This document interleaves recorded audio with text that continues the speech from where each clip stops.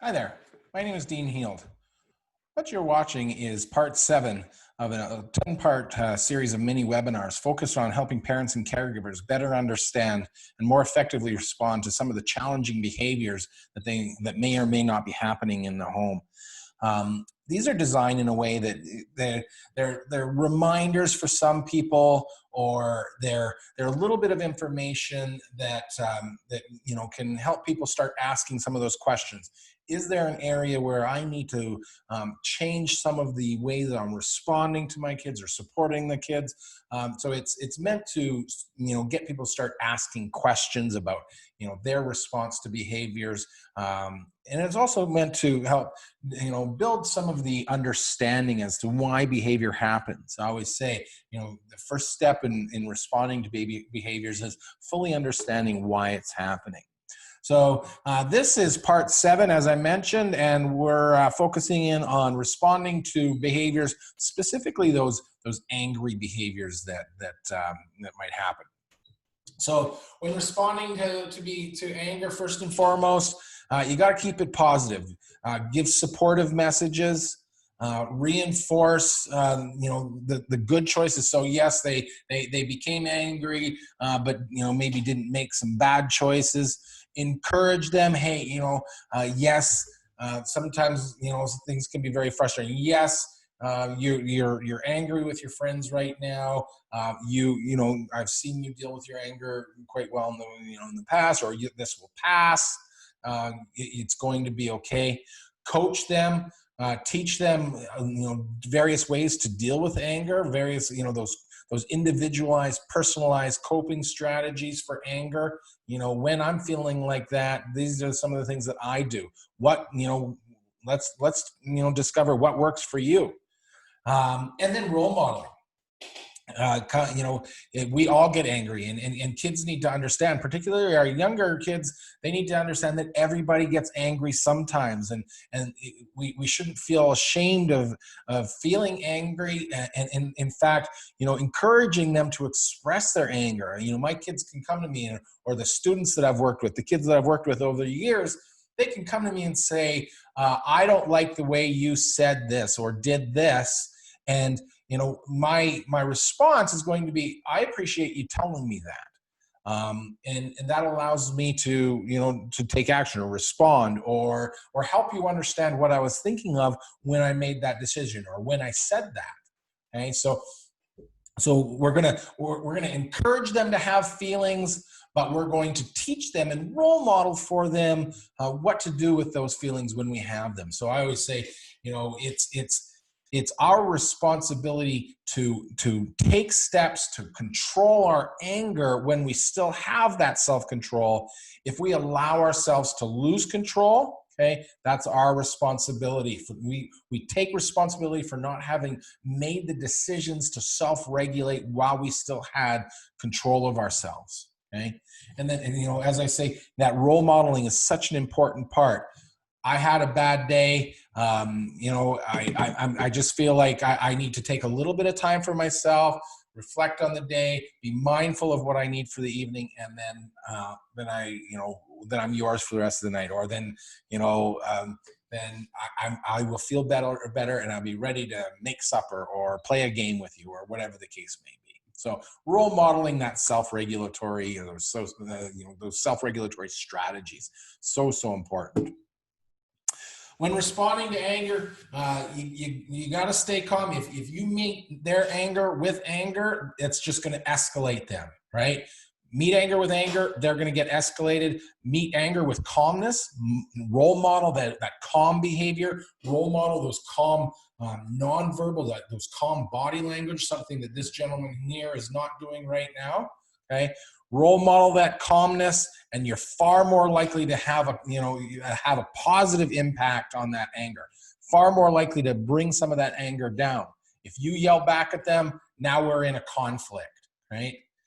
So don't yell, don't challenge, don't talk over them, don't interrupt, all of those things. Stay calm, allow them to talk, role model calm, caring, compassionate behavior, and you're likely to have a positive impact on their behavior. Don't argue with them. So I always say, make a point, help, make sure that they understand that, and then withdraw if you have, if you don't have another point to make.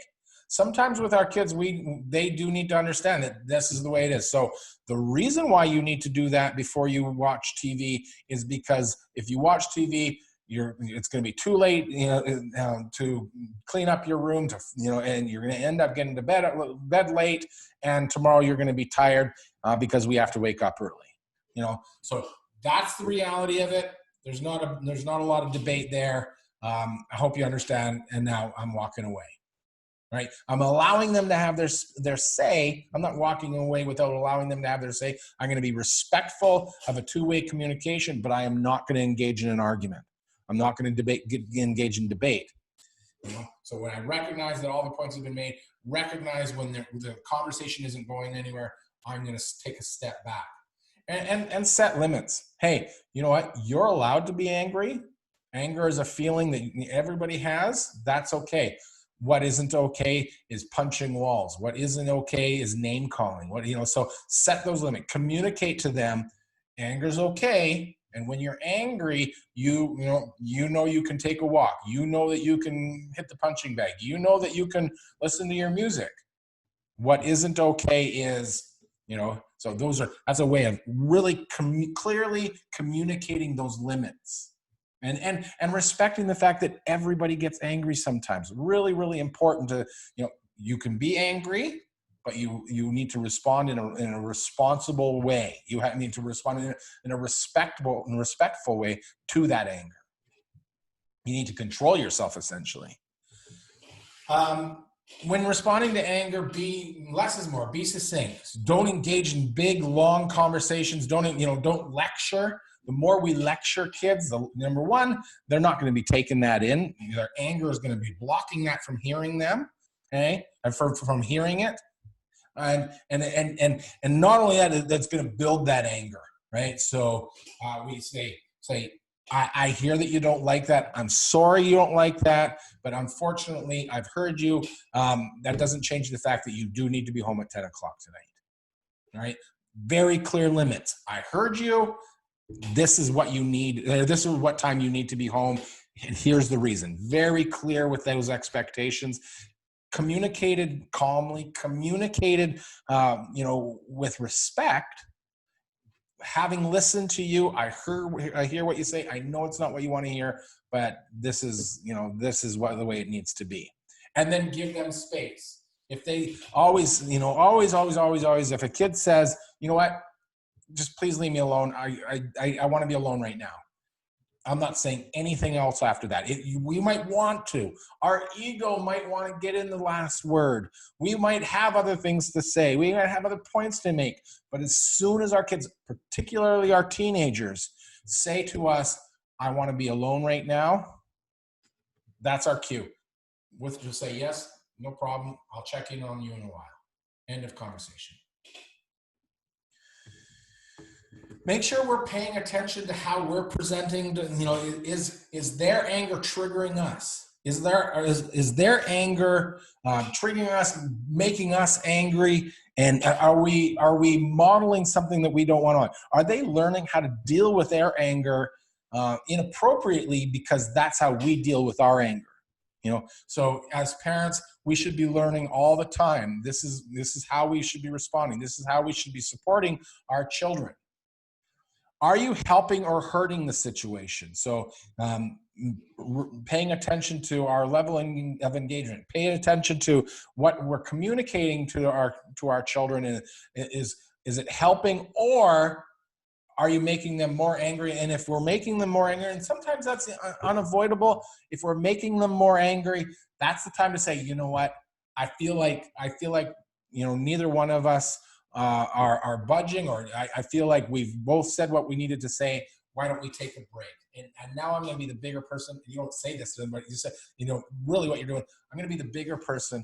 I'm going to withdraw from the situation. I'm going to give that space for both of us to calm down a little bit.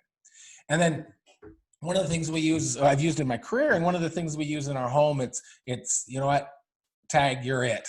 And what I mean by that is the other significant caregiver in the home say, you know what, I feel like I'm not effective right now with so and so. I wonder if you can if you can take over, because they're focused in on me. And a lot of times that once that anger is directed towards one caregiver, bringing somebody else in, that good cop, bad cop, all, in a way. And don't worry, we don't want any bad cops. But that they're directing the anger at me. Somebody else can come in, and now it's a conversation rather than an argument, because people naturally want allies. So our kids will naturally want allies. So if we can make it so mom comes in, and now, so what's going on, and helps understand, doesn't change the decision that's been made or anything like that, but just simply comes in to diffuse the conflict, diffuse the situation, offer words of encouragement and support, or help build understanding. Okay, that can be a great way to avoid some of that anger. And just a review of some of those things that we've talked about. It's encourage personalized coping strategies. For some people, that's yoga. For some people, that's exercise. Getting out in strenuous exercise. Some people, it's spending time by themselves in a quiet space. Whatever the case may be, help your kids understand that they need to learn how to cope with their anger in an effective way, but a personalized way.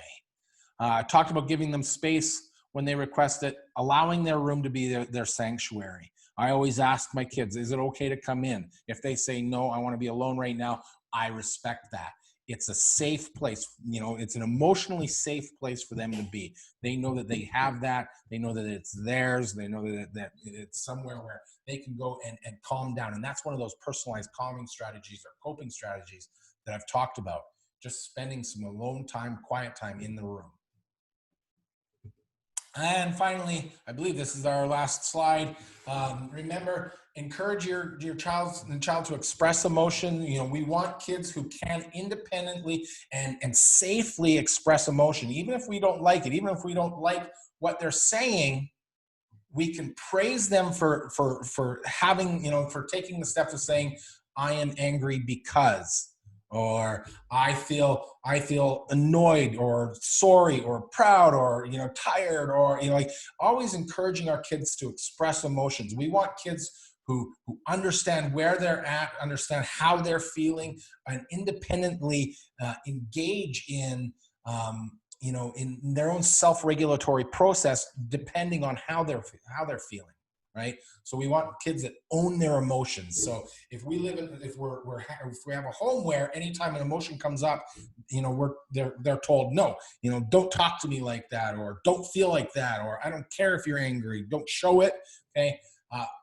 They're going to learn how to push that down, and they're not going to learn those self-regulatory strategies. So encourage them to express emotion, but in a responsible, respectful way. Normalize that. Let them know everybody feels angry. It's just what you do with that anger, or how you respond, or how you control it. That's important. Create those expectations. Even though you're angry, this is what needs to happen. Or you've become angry. You've lashed out. The expectation is that prior to moving on, we have a conversation. We have a process. We have a debrief, if you will, on what happened. So get them used to the expectation that you are going to follow up. Consequence, bad choices, not anger. This is another way of normalizing and helping them understand everybody feels angry. Okay, you just need to make good choices when you're angry. Right? It's what you do when you're angry. So I can praise you. I see that you were really angry right then, but the fact that you just went to your room, closed the door, and spent some time by yourself, that's great stuff. Well done. Or the fact that you were willing to express that to me, the fact that you were willing to say what it was that you were angry. I didn't really like hearing it necessarily, but I sure appreciate that you chose that rather than running out of the house or swearing or breaking something. Right. So praise good choices, focus on, You punched a hole in your wall, so we're going to take that out of your allowance, and you're going to help fix that, right? That's a consequence for that choice, not the anger. All right, so I'm certainly, these are such big topics, and we go through it so quickly. There must be a lot of other questions that you would have after listening to something like this. So if you do have those questions, by all means, message the folks at the wellness team at Kw'umut Lalem. There's the phone number and the extension. This has been part 7, responding to anger. Thanks for joining, and hope to join us on part 8.